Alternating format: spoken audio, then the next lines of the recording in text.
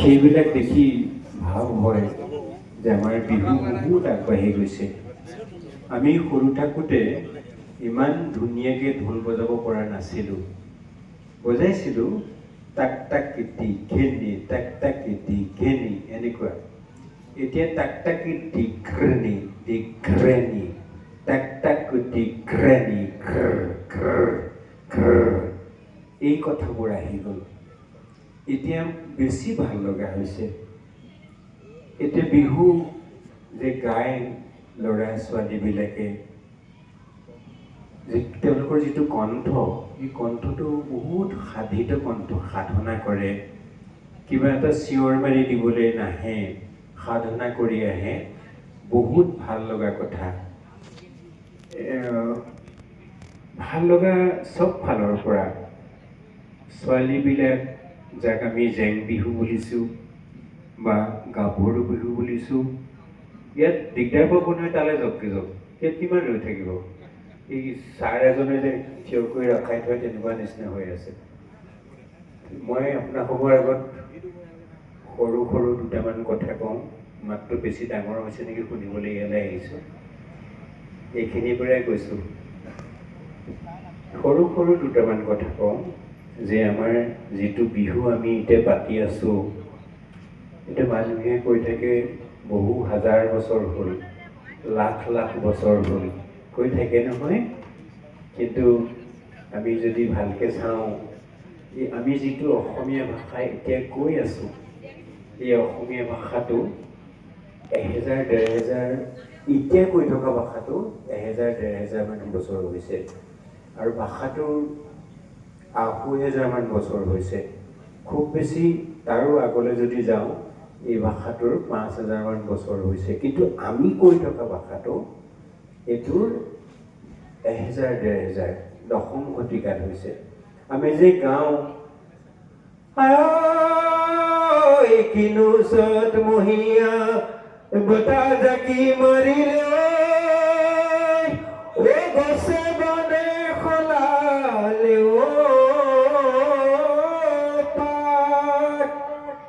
কিনো অসমীয়াৰ এই যে অসমীয়াৰ বুলি কৈছোঁ, এই অসমীয়া শব্দটো বৰ বেছি দিন হোৱা নাই। আগতে আমাৰ দেশখনৰ নাম প্ৰাগজ্যোতিষপুৰ আছিলে। তাৰপিছত আমাৰ দেশখনৰ নাম কামৰূপ হ'ল। আৰু আহোমসকল অহাৰ পিছত মহামান্য চুকাফাৰ অনুগামীসকলে যিখন ঠাইত শাসন কৰিছিলে, তাত অসম, সেই জেগাটোক ত্ৰিপুৰাৰ ৰজাই বুলিছিলে অসম, মণিপুৰৰ ৰজাই বুলিছিলে অসম। গতিকে আহোমসকলে শাসন কৰা ঠাইখনৰ নামটো অসম, আৰু সেই অসমৰ পৰা অসমীয়া নামটো হৈছে। এইটো বৰ বেছি দিন হোৱা নাই। আহোমসকল 13 শতিকাত আহিছে। গতিকে 13 শতিকাতে এই অসম নামটো উৎপন্ন হৈছে। আৰু শংকৰদেৱে অসমমূলক বুলি শব্দটো ব্যৱহাৰ কৰিছে। তাৰমানে এইটো 15 শতিকাত। যে হওক, মই আপোনালোকক এইকেইটা সৰু কথা ক'লোঁ যে আমি যিখিনি বিহুনাম এতিয়া গাই আছোঁ, এই বিহুনামখিনিৰ বয়স 1000 মান বছৰ হৈছে, বেছি নাই। এতিয়া বিহুনামবোৰ এনেকুৱা হ'ল, চাউণ্ডটো অকণমান কমাই দিয়কচোন, অকণমান বেছটো দি দিয়ক, বেছ। বিহুনামবোৰ এনেকুৱা হৈ গ'ল যে এইটো দেখোন এনেকুৱা বিহুনাম, এইটো দেখোন এনেকৈ গায়, এইটো দেখোন এনেকৈ গায়। সেইকাৰণে বিহুনামবিলাকক ভাগ ভাগ কৰি পেলালে। কি কৰিলে বুলি এইখিনিক যোজনা বোলে, এইখিনিক জাত নাম বোলে, এইখিনিক ঠেলা নাম বোলে, এইখিনিক জোৰা নাম বোলে, এইখিনিক ফকৰা যোজনা বোলে, এইখিনিক কাহিনীমূলক বিহুনাম বোলে, এইখিনিক নেজ লগা বিহুনাম বোলে। এতিয়া চাওক, আমাৰ বিহুটোত 5টা ধৰণৰ কথা আহি গ'ল। এটা কি? বিহুটোৰ ইতিহাসটো। গছ তলত আছিলে, গৃহস্থৰ চোতাললৈ আহিলে, ৰজাৰ ঘৰটো গালে, শংকৰদেৱ অহাৰ পিছত বিহু সলনি হ'ল, ইংৰাজসকল অহাৰ পিছত বিহু সলনি হ'ল, তাৰপিছত বিহু মঞ্চলৈ আহিলে, এনেকুৱা এটা বুৰঞ্জী আছে। তাৰপিছত বিহুত বহুত লোকাচাৰ আছে। এতিয়া আমি লোকাচাৰবোৰ কিতাপ পঢ়ি পঢ়ি শিকিব লগা হৈছে। গৰুৰ গা ধুৱাওঁতে আমুক কৰে, মাখিয়তী পাতটো এনেকুৱা, ব'ল মাখিয়তী পাতটো দেখুৱাই দিমগৈ। সেইবিলাক বহুত লোকাচাৰ আছে। আমাৰ বুৰঞ্জী এটা আছে, লোকাচাৰ আছে।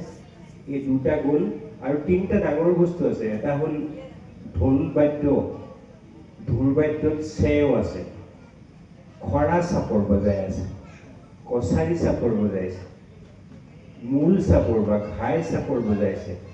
এই যে খৰা চাপৰ বুলি কৈছোঁ, হিমান্ত তামুলীয়ে এখন কিতাপ লিখিছে 100টা খৰা চাপৰ। ভালকে বিচাৰিলে 500মান খৰা চাপৰ আছে। চুটি চাপৰটো কিট খিটি কিট খিটি কিট খিটি কিট ডাওঁ গেন খিটি গেন খিটি গেন খিটি গেন ডাওঁ কিট খিটি কিট ডাওঁ গেন খিটি গেন ডাওঁ কিট তাক গেন গেনা গেন, এইটো শেষ হৈ গ'ল। তাক গেন গেন তাক গেন, এনেকুৱা অজস্ৰ চাপৰ আছে। গেনিত তাক ডাওঁ, গেনিত তাক ডাওঁ, কিটিত তাক ডাওঁ, গেন ডাওঁ তেলেঙ্গেনা কিটিত তাক ডাওঁ। তাৰ নাচ আছে আৰু গেনিত তাক ডাওঁ, কিটিত তাক ডাওঁ, গেন ডাওঁ তেলেঙ্গেনা কিটিত তাক ডাওঁ। এইবোৰ লহৰী, অকণি অকণি এনেকুৱা লহৰীৰ চাপৰ 21টামান আছে। আপোনালোকে সুধিব যে ক'ত পায় এইবিলাক। প্ৰদীপ নেওগে এখন কিতাপ লিখিছে, ৰঙালী বিহু নৃত্য গীত, তাতে দেখিব এইখিনি আছে। ঢোলৰ চেও চাপৰখিনি বিচিত্ৰ আৰু বৰ্ণাঢ্য। এইখিনি ইমান বেছি বৰ্ণাঢ্য যে আমাৰ কল্পনাবিত্তৰ পৰিধি মানে আমি ঢুকি নাপাওঁ চিন্তা কৰি কি বস্তু এটি।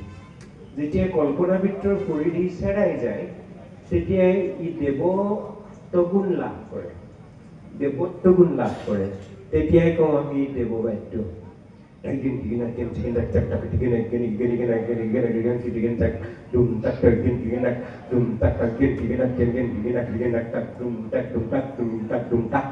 কি বজালিও, কিন্তু বজাইছে ল'ৰাই, ইয়াতকে ভালকে বজাইছে। এইটো একেবাৰে আগৰ আছিলে, এইটো বহুত বিস্তাৰ কৰি বজাইছে। মই আপোনালোকক কৈছোঁ যে ঢোল বাদ্যৰ ছন্দ আছে 1, বিহু নামবিলাকক 8 ভাগত ভাগ কৰিছে 2, আৰু বিহু নাচবিলাকৰ পদচালনা বেলেগ বেলেগ ধৰণে পদচালনা কৰে। হাত আছে, পাক আছে, ঘূৰে যে ঘূৰি দিয়ে যে, তাক দুম তাক তাক তাক দুম তাক তাক তাক ঘূৰে ইত্যাদি। পাক আছে, সেইবিলাক বিহু নাচ আছে। গতিকে আপোনালোকক মই 5টা বিষয় ক'লোঁ। কি কি? বুৰঞ্জী এটা আছে, লোকাচাৰ আছে, বিহু নাম আছে, ঢোল বাদ্যৰ ছন্দ আছে আৰু বিহু নাচ আছে। মই যদি অকল বিহু নামৰ কথাই কৈ থাকোঁ তেতিয়া ৰাতিপুৱাই যাবগৈ। মই ক'লো যে 8 ভাগৰ বিহু, 8 বিহু নাম, 8 ধৰণৰ বিহু নাম। 8 ধৰণৰ লগত আৰু এটা আছে, সেইটো হৈছে, সেইটোক 0 বুলি ধৰিছোঁ, 0। সেইটো হৈছে ঘোষাপদ। হুঁচৰি গোৱাৰ আগত, বিহু গোৱাৰ আগত ঘোষাপদ গাই লয়। ঐ ফুল ৰমক, একদম ধুনীয়াকে যাব এনেকে। ঐ ফুল ৰমক বিজুলীৰ চমক, দেখিছেনে? কাঞ্চন ভানুমতী গা কৰে ৰমক জমক। এনেকুৱা পদ ঘোষালে গালো। তাৰ 25টামান সুৰ আছে। আপোনালোকে যিসকলে শুনিছে মোৰ কথাকেইটা, ঘৰত ল'ৰা ছোৱালীবিলাকক ক'বগৈ যে 25টা পদ ঘোষাৰ সুৰ আছে বুলি কৈছে। মইহে কৈছোঁ 25টা, 30টাও হ'ব পাৰে, 40টাও হ'ব পাৰে। এতিয়া পদ ঘোষাৰ পিছত যোজনা, ঘোষা শেষ হ'লে যোজনা দিব। যোজনা গোৱাৰ আগত 6টা সুৰ আছে। যোজনাৰ পিছত জাত নাম আহিব। জাত নামৰ গোৱাৰ আগত 200টামান সুৰ আছে। মইহে কৈছোঁ 200, মইহে 200 পাইছোঁ। আপোনালোকে বিচাৰিলে হয়তো 400-500 পাই যাব পাৰে। জ্যোতিপ্ৰসাদ আগৰৱালাই 250টামান আছে বুলি কৈছে। এতিয়া যোজনাৰ যে মই 6টা সুৰ আছে বুলি কৈছোঁ, দুটামান গাই শুনাইছো প্ৰথমে প্ৰণাম আই সৰস্বতী ও দ্বিতীয় প্ৰণাম হৰি ও দ্বিতীয় প্ৰণাম হৰি তৃতীয় প্ৰণাম ঘৰৰে গৃহস্থ ধৰি যাওঁ নামৰে গুৰি সৰু সৰু ল'ৰা ছোৱালীয়ে যেতিয়া গায় সেইটো অকণমান বেলেগ হয় অতিকৈ চেনেহৰ মুগাৰে মোৰা অতাতকৈ চেনেহৰ মাকো এনেকুৱা হৈছে সুৰটো কেতিয়াবা আকৌ যোজনাটোত তিনিটা শাৰীত গায় এনেই বিহু নাম এটা চাৰিটা শাৰীত ৰচনা কৰা হয় প্ৰথমৰ শাৰী দুটা দেৱ দেৱীলৈ প্ৰাৰ্থনা দ্বিতীয় শাৰীও দেৱ দেৱীলৈ প্ৰাৰ্থনা হ'ব পাৰে প্ৰথমৰ শাৰী দুটা প্ৰকৃতিৰ উপমা দ্বিতীয় শাৰী দুটাত প্ৰেম মিলন বিৰহ অভিমান অনুৰাগ অনুযোগ আদিৰ কথা প্ৰথম শাৰীটোত সমসাময়িক কালৰ এটা ঘটনা থাকে ৰেলৰ আলি দুবৰিৰ বন এনেকুৱা চাৰিটা শাৰী কিন্তু যোজনাত কেতিয়াবা তিনিটা শাৰী হৈ যাব পাৰে আৰু তিনিটা শাৰী হ'লে খৰকে গায় আৰু খৰকে গালে তাক জঙাল বুলিও কয় বহুতে যোজনা বুলিও কয় তাক লৈ আমি কেতিয়াও তৰ্ক বিতৰ্ক কৰিব নালাগে কাৰণে লোক সংস্কৃতি তেনেকুৱাই এইটো যোজনা বোলে জোঙালো বোলে নেকি বোলে হয় ঠিকে আছে যোজনাও বোলে জোঙালো বোলে নহয় খৰকে গালে জোঙালহে বোলে মই গাই শুনাও ৰ'ব খুটিতে পৰিলে জীয়া তললে মূৰে কৈ গুণিব নালাগে শৰাইখন উলিয়াই দিয়া নহয় পা দেখিলি থিয় লগৰ সমনীয়াই গগনানিছে উলিয়াই নব যায় কিয় এইটো জোঙালো বোলে যোজনাও বোলে ঠিক আছে কেতিয়াবা ডেকা গাভৰু যেতিয়া যোজনা গায় ইয়াৰ সুৰটো অকণমান বেলেগ হৈ যায় মতা মহল বেজাহাৰত মাইকী মহ বেচিলো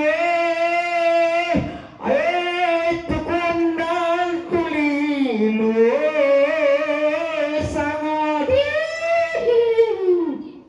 এই কিৰিলিটো আছিলে এতিয়া নাইকিয়া হৈ গ'ল ন কিৰিলিটো সেই উৎসাহটো নাইকিয়া হৈ গ'ল কিৰিলিটো কেলে মাৰে ডেকা ল'ৰা এটা গৈ আছিলে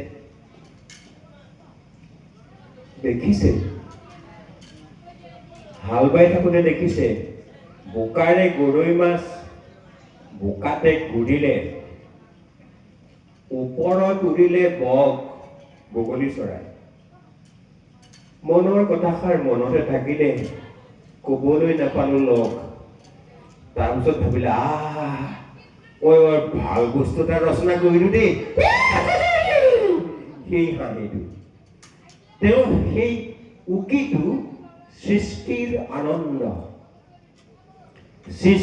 আনন্দত তেওঁ এটা কিৰিলি পাৰিছে এতিয়া মই যোজনাৰ চাৰিটা সুৰ কলো লাহে লাহে অলপ আধুনিক হৈ আহিলে মই আধুনিক শব্দটো কৈছো আৰু দেই সুৰটো এনেকুৱা হ'ল